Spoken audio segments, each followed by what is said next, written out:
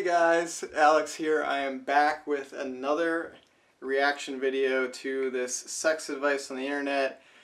What did they get right? What did they get wrong? I'm going to go through this video.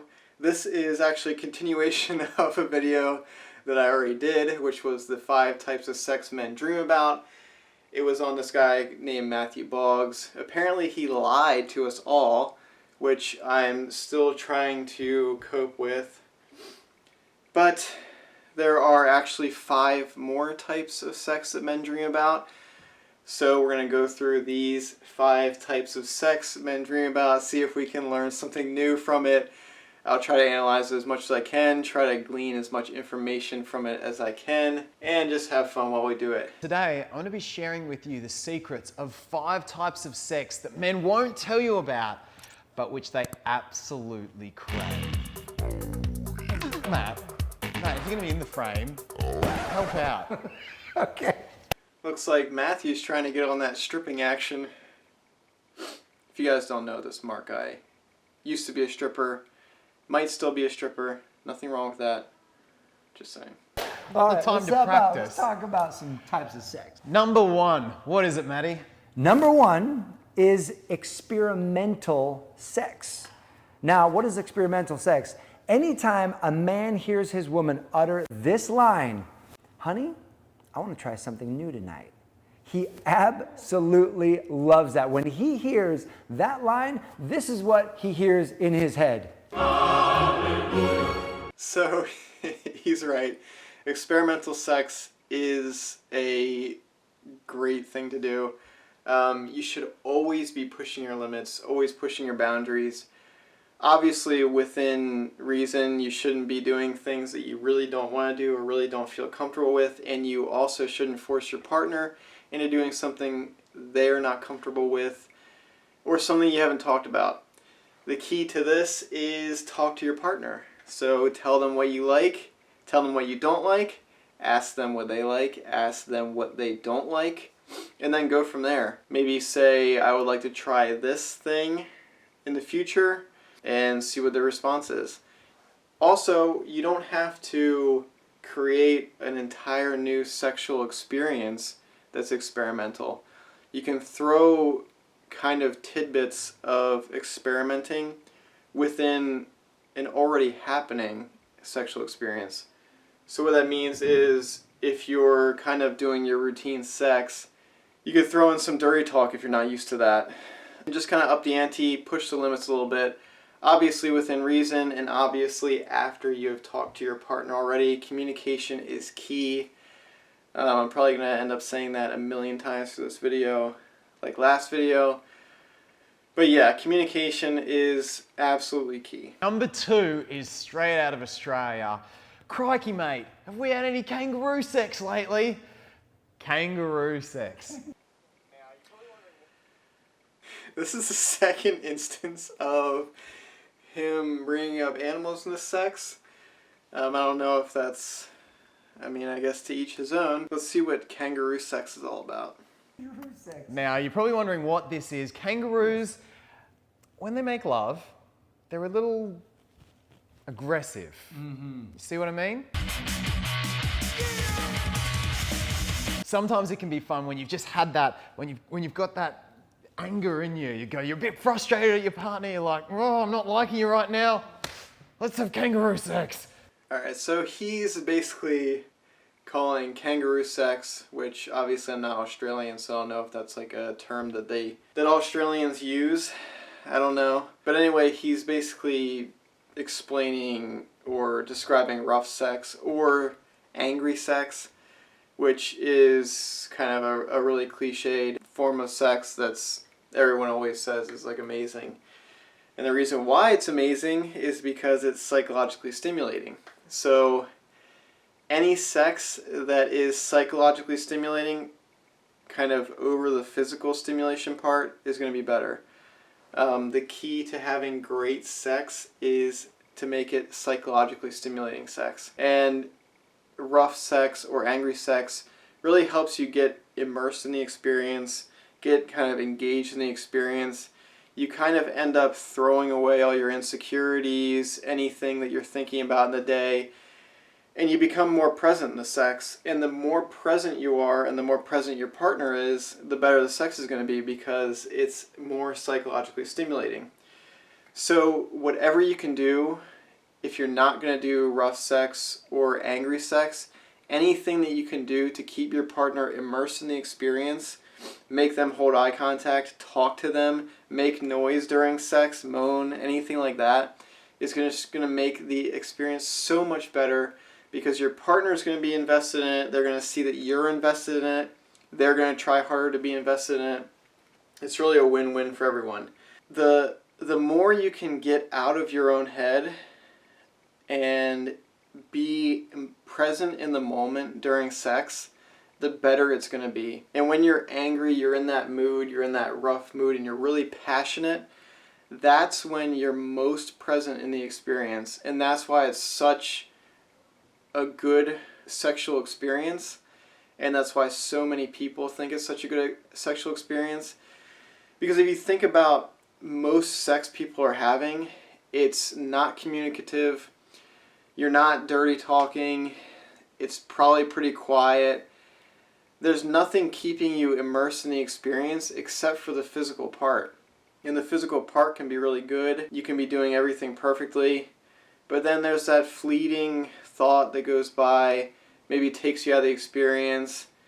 Maybe you glance over and look at the clock. It takes you out of the experience. And any little distractions like that are going to take you out of the experience, they're going to make sex worse, because you're not immersed in the experience. You're not present in the moment. So anything you can do to keep yourself present, to keep your partner present, is going to make sex 1,000 times better for both parties. Number 3 is expressive sex. There was a study done, and 100% of the men in this study, and I think you can say these two guys agree as well, love it when women express themselves during sex. So expressive sex, this is kind of what I was talking about with the rough sex, the angry sex. The more present you are, the more communicative you are during sex, you're dirty talking, you're moaning, you're being expressive like they said, the better the sex is going to be for both parties, because it just puts you into that mindset of staying in the moment. You're in the moment with your partner. I totally lost my train of thought. So the more expressive you can be, the better, because it's going to keep you invested in the sex, it's going to keep your partner invested in the sex, and you're both just going to be present in the experience. And like I said before, the more present you both are in the experience, the better it's going to be. So everyone wants to feel like their partner is enjoying sex. And so the more you can do to kind of illustrate that you're enjoying the sex by moaning, by talking, by saying, oh yeah, I love that, stuff like that, your body language, the more they're going to do it. There's kind of this reciprocal thing with sex. And like he said, it's like the best thing ever to know that your partner is just absolutely loving sex. Don't just put that burden on your partner. You should do it yourself too. Be expressive, be communicative, show it in your body language, show it in your moaning, your breathing. All of this stuff is just, it's so psychologically stimulating. It makes the sex so much better, and everyone should be doing it. Number 4 is don't lift a finger sex. This is where he literally lifts nothing, but you know what, to have sex. This is an interesting one, because I think a lot of the time men feel this pressure to always be the initiator of sex, or to always kind of take the dominant role, which I think for the most part they should. Because if you want good sex, it's your responsibility. It shouldn't be your partner's responsibility. You shouldn't go to your partner, show them this video, and just tell them to watch it, and then sit back and be like, yeah, are you going to do any of those things? You should take control. You should take responsibility. If there's ever that opportunity where you can just totally switch roles, it's going to be psychologically stimulating, because it's something that's different. It hits on that variety thing.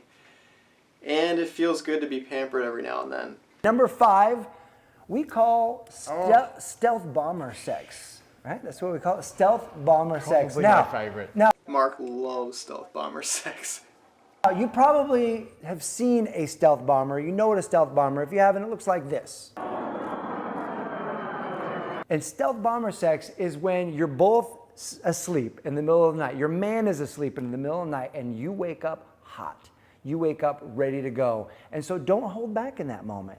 Okay, so this is like a sleepiness sex type thing where you're both kind of groggy and tired, and you kind of wake up. Maybe it's early in the morning, maybe it's in the middle of the night, like they said, and you just kind of go at it. Yeah, I mean, it's just another form of variety.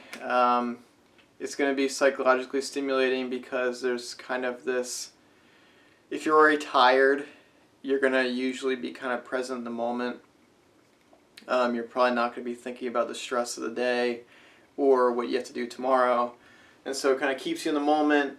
It hits on that immersion thing that we've been talking about. And it's just kind of a unique experience. I would say definitely communicate with your partner before doing any of these things.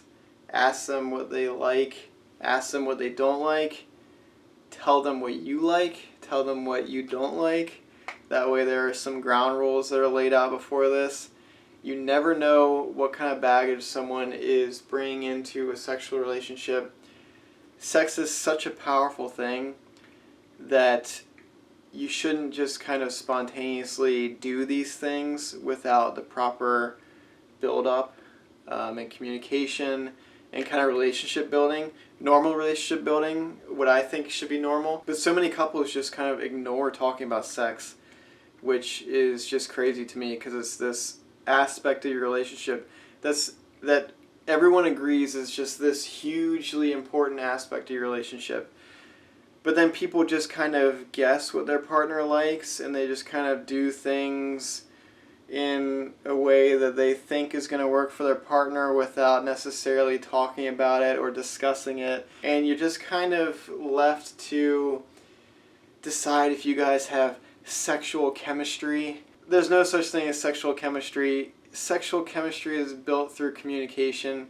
I firmly believe that almost anyone, given communication, given trust, a good foundation, a good relationship, can have sexual chemistry. It's really frustrating to me when couples are struggling with their sex life, and then it's like, well, have you discussed your sex life with your partner before coming to someone else for help?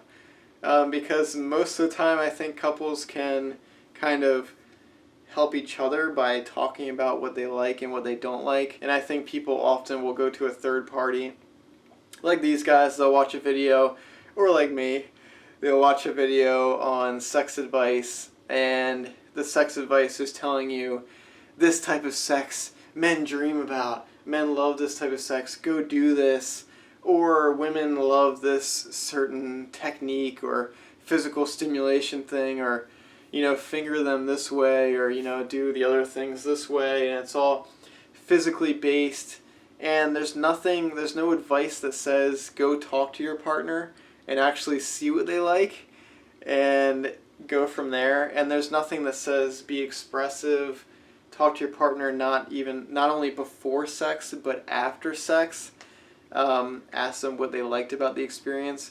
There shouldn't be really any guesswork in a sexual relationship. And so many times couples are struggling sexually because there's absolutely no communication, and you're just going through the motions. You both like to have sex, and you're just kind of compromising. You're just kind of doing the safe route because you've never discussed anything. You have no idea what your partner likes. Maybe you do because they've subtly communicated it during sex by moaning louder a certain way. But you shouldn't have to guess on this stuff. If you're an experienced couple and you're trying new things, you might find something that you love that you didn't know you loved. But there are definitely things that you like, but you're not sharing with your partner. And it's just ridiculous to me. There's no reason why you shouldn't do that. So I wanted to highlight this comment that I found on this video because it kind of highlights what I've been saying. It's basically saying to communicate before you jump into these crazy sexual experiences. And that is exactly right. And I'm so glad people are finally catching on to this thing. You almost never see sex advice or sex gurus or these sex coaches telling you to communicate more. It's always like, try this new secret, or there's this new physical technique, or there's this new position that you need to try, or you need to be spontaneous. And they're always kind of building on to the psychological stimulation thing, but they're not outright saying think about sex in a psychological way rather than a physical way. And so they're kind of missing the point. And there's nothing that says go talk to your partner and communicate about these things. Make them comfortable with you. Make sure you're comfortable with them. And it's just a shame. So anyway, to sum it up, talk to your partner. Focus on psychological stimulation over physical stimulation. That's going to improve your sex life for sure. If you want me to react to more videos, let me know. If you have any questions about sex that you want me to answer in the comments, comment down below. I'll try to answer as many as I can. And until next time, I will see you later. Thanks.